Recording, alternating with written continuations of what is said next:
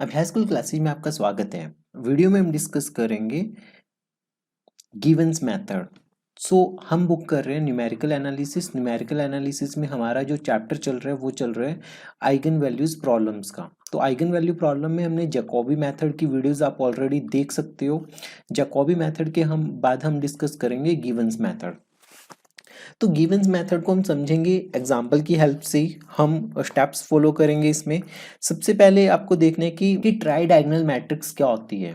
अगर आपके पास कोई एक ऐसी मैट्रिक्स है जिसमें आपके पास A13 और A31 ये दोनों एलिमेंट्स जीरो बन जाएं, बाकी सब जगह पे कुछ ना कुछ एलिमेंट्स आए, तो उसे बोलेंगे हम ट्राई डायगोनल मैट्रिक्स। तो हमें इस मैट्रिक्स को इस फॉर्मेट में लेके आना है जहां पे आपका ये एलिमेंट और ये एलिमेंट ये दोनों जीरो बने। ठीक है, तो इसे बोलेंगे हम ट्राई डायगोनल फॉर्म बोलेंगे। तो यहाँ पे हमें यहाँ से यहाँ तक पहुंचने के लिए एक रोटेशन करनी पड़ेगी, एक ट्रांसफॉर्मेशन करनी पड़ेगी। तो ट्रांसफॉर्मेशन के लिए हमें सबसे पहले क्या चाहिए, हमें एनहिलेट करने हैं। हमें क्या करना है, टू किल। किल किसे करना है, A13 एलिमेंट को करना है। तो हम फाइंड करेंगे, we find orthogonal matrix. Orthogonal matrix, तो हम क्या करेंगे, ऑर्थोगोनल मैट्रिक्स फाइंड करेंगे किस प्लेन में, इन प्लेन 2 3। इन प्लेन 2 3 मोस्टली क्वेश्चंस में आपको यही देखने को मिलेगा कि यही सबसे बड़ा एलिमेंट है और हमें इसे ही किल करना है। यही इसे ही किल करना है, बड़ा एलिमेंट नहीं है, इसे किल करना है। तो किल करने के लिए आपके पास जो बी मैट्रिक्स है वो क्या बनेगी, 1 0 0 0 cos theta minus sine theta. ये कंप्लीट लिखना है आपको अपने नोट्स में, साइन थीटा कॉस थीटा। ठीक है, तो बी मैट्रिक्स हमारे पास ये बन गई। अब बी मैट्रिक्स बनने के बाद हमें थीटा की वैल्यू चाहिए होगी, क्योंकि यहाँ पे आ रहा है cos theta minus sine theta, ये टर्म्स आ रही है। तो थीटा की वैल्यू कैसे निकालेंगे हम, टेंजेंट थीटा का फॉर्मूला है आपके पास इसमें कि A13 अपॉन A12 के इक्वल होगा। ध्यान रखना है, A13 आपके पास 3 है और A12 की वैल्यू आपके पास 1 है। तो A13 की वैल्यू आपके पास आ गई 3, A12 की वैल्यू आ गई 1। तो यहाँ से आपके पास टेन थीटा किसके इक्वल होता है, परपेंडिकुलर अपॉन बेस के इक्वल होते हैं। तो टेन थीटा में आपने सबसे पहले परपेंडिकुलर ड्रॉ किया तो ये 3 आ गया। ठीक है, और बेस किया तो 1 आ गया, और हाइपोटेन्यूज की वैल्यू स्क्वायर रूट 10 आ गई। तो टेन थीटा निकल गया। साइन थीटा आप कैसे निकालोगे, perpendicular upon hypotenuse 3 upon square root 10। और कॉस थीटा की वैल्यू कैसे निकलेगी, 1 अपॉन स्क्वायर रूट 10। तो साइन थीटा और कॉस थीटा हमारे इस तरीके से निकल गए। इनकी वैल्यूज हम इसमें पुट करेंगे। ठीक है, इस मैट्रिक्स में बी में पुट करेंगे। तो यहाँ पे हमारा एक स्टेप कंप्लीट हो जाता है। स्टेप क्या कंप्लीट होते हैं कि हमने एक रोटेशन मैट्रिक्स निकाल ली है। हमने रोटेशन मैट्रिक्स निकाल ली है। तो बी मैट्रिक्स में हम ये सारी वैल्यूज पुट करेंगे। सबसे पहले 1 0 0 0 0। सबसे पहले कॉस थीटा की value 1 upon square root 10, minus sine theta minus 3 upon square root 10। फिर आपके पास है sine theta 3 by square root 10।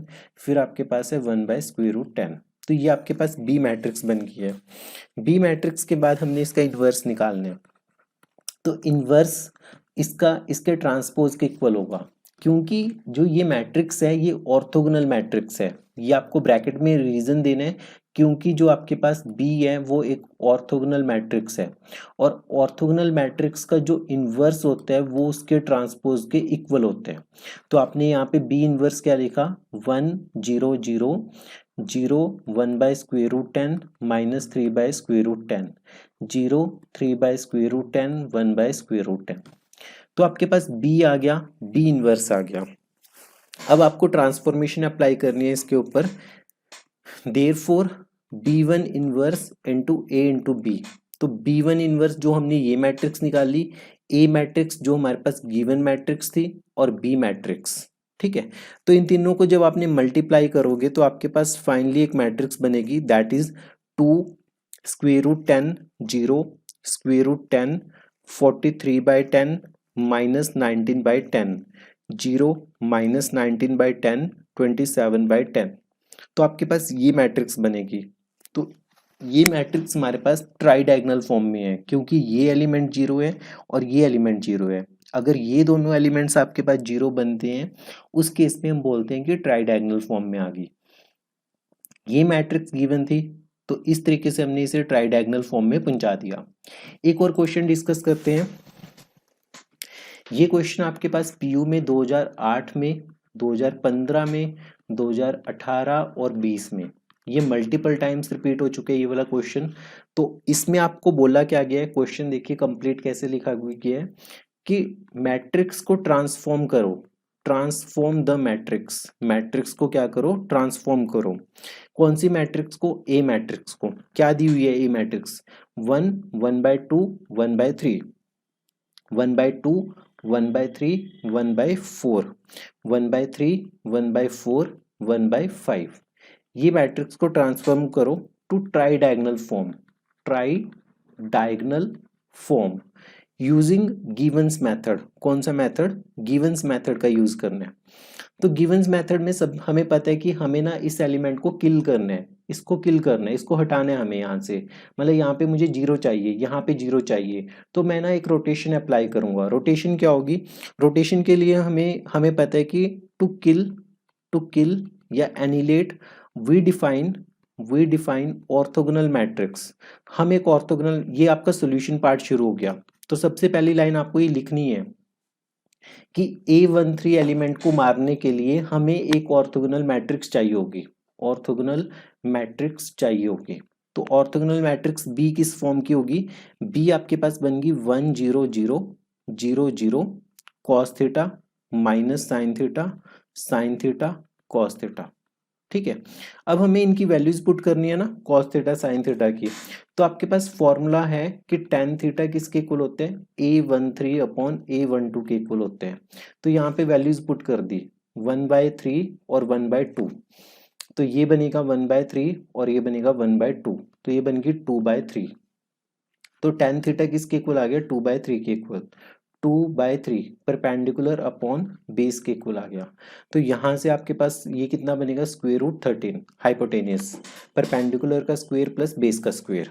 तो टेन थीटा की वैल्यू की आपके पास है 2/3 और साइन थीटा की वैल्यू किसके इक्वल निकल जाएगी, ये निकलेगी 2/√13 और कॉस थीटा की वैल्यू निकलेगी 3/√13।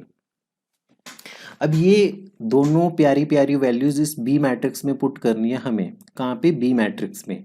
तो बी मैट्रिक्स का नया रूप क्या देखने को मिलेगा, 1 0 0 0 0, 3/√13 माइनस 2/√13, 2/√13 और 3/√13। तो ये बी मैट्रिक्स निकल के आ गई। बी इनवर्स, फिर से सेम रीजनिंग कि ये आपके पास ऑर्थोगोनल मैट्रिक्स है, ऑर्थोगोनल मैट्रिक्स का जो इनवर्स होता है वो ट्रांसपोज के इक्वल होते हैं। तो B1 इनवर्स क्या होगा, इसका ट्रांसपोज बन जाएगा। ठीक है, फिर हमने क्या करना है, B inverse into A into B निकालना है।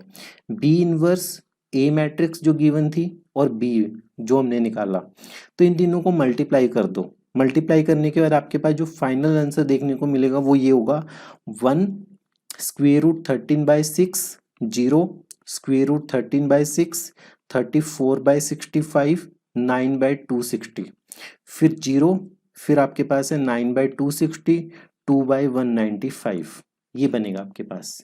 तो यहाँ पे हमारे पास क्या हुआ कि ये मैट्रिक्स गिवन थी, सबसे पहले बी मैट्रिक्स हमने निकाल ली, उसका इन्वर्स निकाल लिया। ये मल्टीप्लिकेशन बहुत बेसिक है, ये +2 लेवल की मल्टीप्लिकेशन है। पहले इन दोनों को मल्टीप्लाई करो फिर इससे करो, या फिर पहले इन दोनों को कर दो फिर जो मैट्रिक्स आएगी उसको इससे करना है। तो इसमें आपकी गलती नहीं होनी चाहिए, ये आपका ही काम है। उसके बाद ये फाइनली आपके पास ये मैट्रिक्स बनेगी जो कि एक ट्राई डायगोनल मैट्रिक्स है। क्या है ये एक ट्राई डायगोनल मैट्रिक्स है, ट्राई डायगोनल मैट्रिक्स। ठीक है, नेक्स्ट एक और क्वेश्चन डिस्कस करते हैं, ये भी पीयू में काफी बार रिपीट हो चुके हैं, ट्राई डायगोनल मैट्रिक्स का ही है। सो नेक्स्ट क्वेश्चन में आपके पास है कि क्वेश्चन आपसे ये बोल रहे हैं कि transform the matrix A matrix को ट्रांसफॉर्म करना है। ए मैट्रिक्स क्या है, 2 1 1 √3 √3 2 3 √3 तो इस मैट्रिक्स को ट्रांसफॉर्म करना है ट्राई डायगोनल फॉर्म में, किसमें, ट्राई डायगोनल फॉर्म में कन्वर्ट करना है। सेम स्टेप्स है, हमें किसे मारना है, हमें इस एलिमेंट को मार के 0 बनाना है। अब यहाँ पे मारेंगे कैसे, एक ऑर्थोगोनल मैट्रिक्स की हेल्प से मारेंगे। ठीक है, तो सबसे पहले आपको क्या लिखना है कि to kill A13 we have transformation, हमारे पास एक ऑर्थोगोनल ट्रांसफॉर्मेशन है। कौन सी ट्रांसफॉर्मेशन है? ऑर्थोगोनल ट्रांसफॉर्मेशन है। मान लेते हैं कि वो बी है, तो उसकी वैल्यू कितनी आ गई? 1 0 0 0 0 cos theta minus sine theta और कॉस थीटा। ठीक है, तो बी मैट्रिक्स हमारे पास ये आ गई। अब हमारा टास्क है थीटा की वैल्यू निकालना। अब यहाँ पे हमें पता है कि वी नो दैट, हमें पता है, क्या पता है हमें? कि टेन थीटा अभी निकालते तो आए हैं हम पिछले दोनों क्वेश्चंस में। टेन थीटा होता है A13 अपॉन A12 के इक्वल। A13 की वैल्यू √3 है और A12 की वैल्यू 1 है, तो ये बनेगी √3 और ये बनेगी 1। ठीक है, तो परपेंडिकुलर क्या बन गया? √3, बेस क्या बन गया? 1, तो ये आपके पास √10 आ जाएगी। तो यहाँ से साइन थीटा की वैल्यू क्या आ गई? √3/√10 और कॉस थीटा की वैल्यू क्या आ गई? 1/√10 आ गई। अब ये वैल्यूज साइन थीटा और कॉस थीटा की बी मैट्रिक्स में पुट करनी है हमें। तो बी मैट्रिक्स कैसे बनेगी आपके पास, कैसी दिखेगी? It will look like 1 0 0 1 0 0 0 0।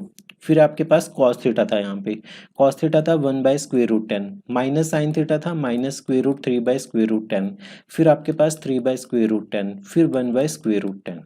तो बी मैट्रिक्स निकल गई। अब इसका इन्वर्स तो बहुत इजी है, क्योंकि इसका इन्वर्स क्या होगा? सिंपली आपके पास आपने इनका ट्रांसपोज करना है। 1/√10 -3/√10, फिर आपके पास है 3/√10 और 1/√10। तो ये B1 इन्वर्स निकल गया आपके पास, बी इन्वर्स। अब फाइनली आपने ट्राई डायगोनल फॉर्म में चेंज करना है, तो बी इन्वर्स ए बी कर लो। बी इन्वर्स ए बी करने के बाद आपके पास तीन मैट्रिसेस आएंगी, तीनों का मल्टीप्लिकेशन करना है। तीनों का मल्टीप्लिकेशन करने के बाद आपके पास ये मैट्रिक्स आ गई 2 2 0 2 17/4 -√3/4 0 -√3/4 3/4। तो ये मैट्रिक्स आपके पास क्या आ गई? ट्राई डायगोनल फॉर्म में आ गई। ठीक है, तो ये थे आपके पास तीन क्वेश्चंस जिसमें हमने डिस्कस किया बेसिकली कि कैसे किसी मैट्रिक्स को ट्राई डायगोनल फॉर्म में कन्वर्ट किया जाता है।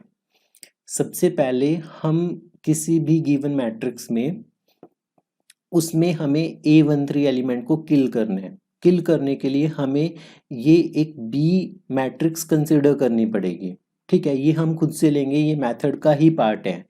tan थीटा हर क्वेश्चन में डिफरेंट आएगा। फॉर्मूला ये लगेगा कि it is the ratio of third element of first row और second element of first row, कि पहली रो के तीसरे और दूसरे एलिमेंट की रेशियो आपके पास tan थीटा है। tan थीटा निकालने के बाद आपने साइन थीटा और कॉस थीटा निकाल लिया, और उसके बाद आपने फिर ये वैल्यूज इस गिवन मैट्रिक्स में पुट कर दी। फिर आपके पास अकॉर्डिंगली बी इनवर्स आ गया।